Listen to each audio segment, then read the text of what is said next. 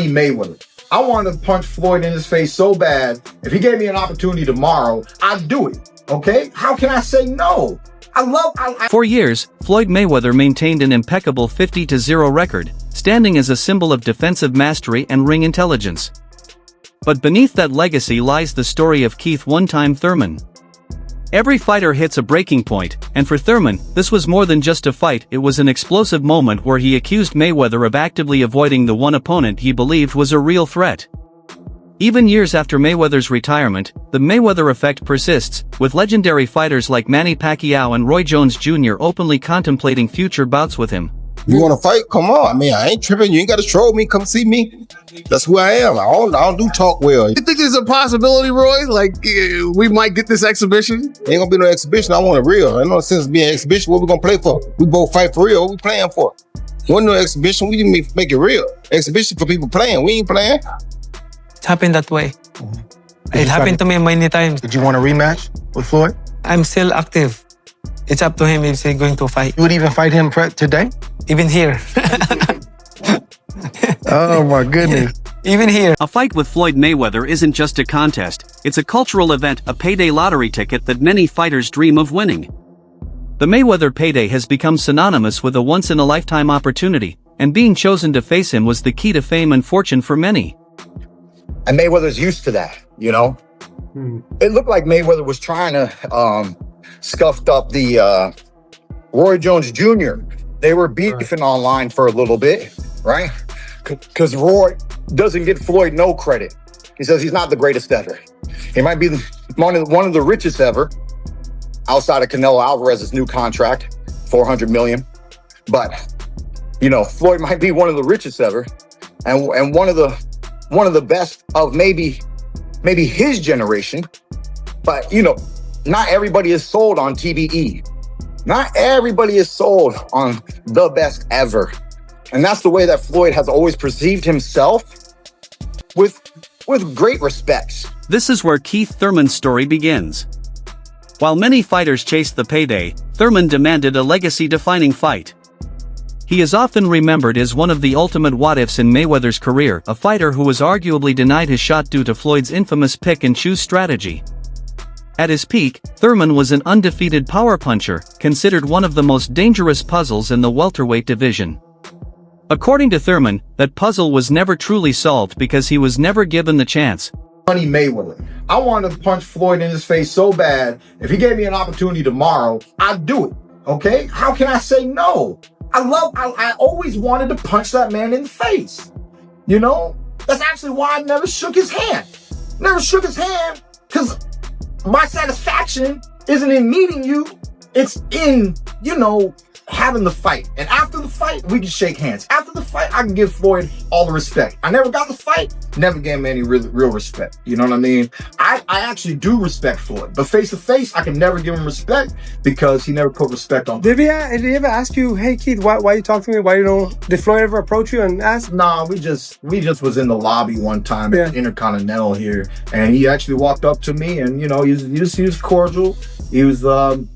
He was cool and everything, but then we was just getting to talking, and it just, you know, it is what it is. You know, he had like some. In the early 2000s, Floyd Mayweather ruled the welterweight division as the undisputed pay-per-view king, the final boss every aspiring fighter wanted to challenge. But while Mayweather amassed nine-figure paychecks against established names, a storm was brewing in Florida. Keith Thurman. You know, I've titled myself a knockout artist ever since I was 14 years old, and I was knocking out grown men with 16-ounce gloves and headgears, you know.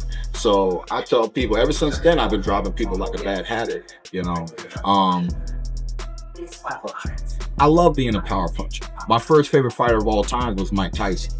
It was my goal to have more knockouts than Mike Tyson in my professional career. You know, it's just, you know, just little goals. Yeah, as a kid growing up. So I started off holding it down with 8 consecutive first round KOs and TKOs here at the a la carte pavilion out of Tampa, Florida. And it took me 8 knockouts before I chose to give myself a nickname. And it was because all of those knockouts occurred in the first round, and because of the devastating power, and because of the story that my father once told me, that I chose to take upon the name Keith one time. Nicknamed one time for his devastating knockout power, Thurman was a fierce combination of strength, speed, and skill. He wasn't just winning, he was annihilating opponents, climbing the ranks with relentless hunger and a dangerous edge that made him stand out in the division. There may be some things y'all don't agree with that I say. I assure you, up until, and y'all know Keith got gas issues, but until that gas tank start to run on E, he's a good fight against anybody. Come on, You man. don't want to hear it. No. If you think about Keith was the guy, man. Yeah. Keith just ain't fighting. That's it. Yeah. And I think just the rust and everything's catching up with Keith. Yeah. Hey, supposedly we might get Keith this year. About before the end of the year. You heard that's confirmed? I mean, I talk to my boy every now and then. Okay, shout out to Keith Thurman. By 2014, Thurman's undefeated record made him more than just a contender, he was a genuine threat. He saw Mayweather not as an idol to admire but as a target to defeat. Unlike many who waited for the perfect opportunity, Thurman declared he was the one destined to end Mayweather's undefeated streak. His confidence boiled over into fiery interviews throughout 2014 and 2015, where he openly challenged Floyd's status and readiness to face him. That's right, baby. You know, Floyd is supposed to be TBE. And I want to fight the best. I want to fight the man. You know, it ain't like Floyd's gonna knock me out. When has Floyd knocked anybody out in the past several years? Huh? So if anybody should be scared, it should be him. If anything I'm gonna get a great learning experience in my career. And to be honest, I'm looking forward to destroying Mr. Floyd Money Mayweather. I have a motto. This is my personal motto. It's called burn money. Burn money. 2015, we getting ready to burn money. Thurman wasn't asking for a payday, he was demanding a fight to claim supremacy. He directly confronted Mayweather on camera, asking, "Do you want a fight? Be honest with me. If you're going to leave me alone, just let me know." The tension built as Thurman accused Floyd of ducking him, highlighting that he believed Mayweather was avoiding real challenges. You know, I'm a young, strong champion, Floyd. Come get it. I'm undefeated like you, baby. Come take my O, baby. Come take my O. I'm ready. We'll go back to camp right now. We'll go right back to camp, baby. You see my six-pack? I'm going to go run laps tomorrow. It is what it is, man. Outside of Floyd, there's a lot of great champions in the welterweight division, and they know who to call. His name is Al Heyman. Call Al Heyman, baby. Thank you so much for this opportunity, and I'm looking forward to other opportunities. I beat this fighter, I can beat any fighter. The public callouts made headlines, but the real story was in the boxing politics. Thurman claimed that after becoming the mandatory challenger, he was next in line for the WBA welterweight title.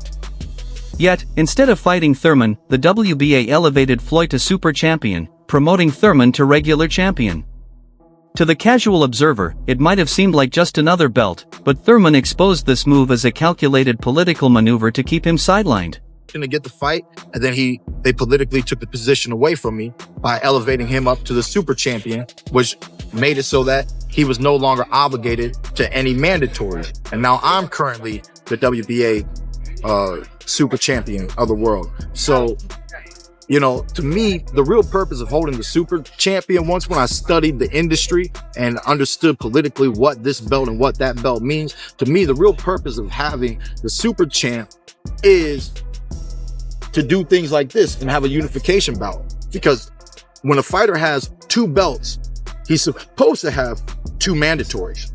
Now that means that you don't really get to pick the fight that you want anymore, because now you're getting this mandatory thrown upon you from this federation, and you got this mandatory thrown on you from another federation, and then it's less for you to do what you want to do for your career. So by the WBA creating that super title that allowed Floyd to really only focus on one mandatory, which was the WBC, if he wants to take it or not, and it gave him way more room to move his career the way that he wanted to move it. And because he was able to do that, one thing that he was not presented with, one thing that nobody had to get in his face and ask him about was, how do you feel about Keith one-time Thurman, who is your #1 mandatory challenger in the WBA? You know, as soon as he fought Maidana and got that title, I'm the mandatory. He schedules a rematch, so there's no point in talking about it. He wins again. Now, the question is, how do you feel about your mandatory? That's when Floyd Mayweather ends up fighting Marcos Maidana. To a very close fight. Maidana fought a tough fight. He fought a tough fight. I don't even know how it got to be like that because I saw him get outboxed easily by Devin Alexander at his first fight at 147. But somehow, some way, maybe Floyd just underestimated the wild bull of a man that Maidana was at the time. And so the fight was so entertaining. Floyd did a rematch. That time, he clearly outboxed Maidana. He didn't lay on the ropes. He didn't let so many big overhand rights come in. And it was a clear showing that Floyd got the second fight. That was only 2 of his rematches throughout his whole career, 50-0. 2 rematches. So now, where is Floyd? He is the reigning welterweight WBA champion of the world. Where was I? I was taking fights and I was maintaining position as the number 1 contender. And there was a phone call. There's a phone call I never got. And it was to fight Floyd. Somehow, never got the phone call. He said, "Hey, Keith, how are you doing today?" I said, "I'm good, my man. What would you like to talk about?" He says, "Can you please tell me, how does it feel to be the WBA welterweight champion of the world? For you have been elevated." So real quick, what's PBC fighters and Floyd Mayweather gonna do? Because PBC don't have the money to put on fights, which means they're not drawing income. What they gonna do? Keith Thurman, what you gonna do on that back end? That back end gone, man. Fred, why you in celebratory mode? Because I told them not to get gas at that gas station that they rob people. I told them not to eat at that food place. It was terrible. I told them that I forewarned the people, man. I was Frederick Revere. You know, they're coming. I was on my horse, man, and y'all said me and my horse was crazy, man. You know what I mean? But y'all go ahead and enjoy. I wonder what Floyd gonna do. Floyd, what you gonna do, man, with the Al Heyman money? Drake said Al Heyman checks good. Are they, Floyd? Peace.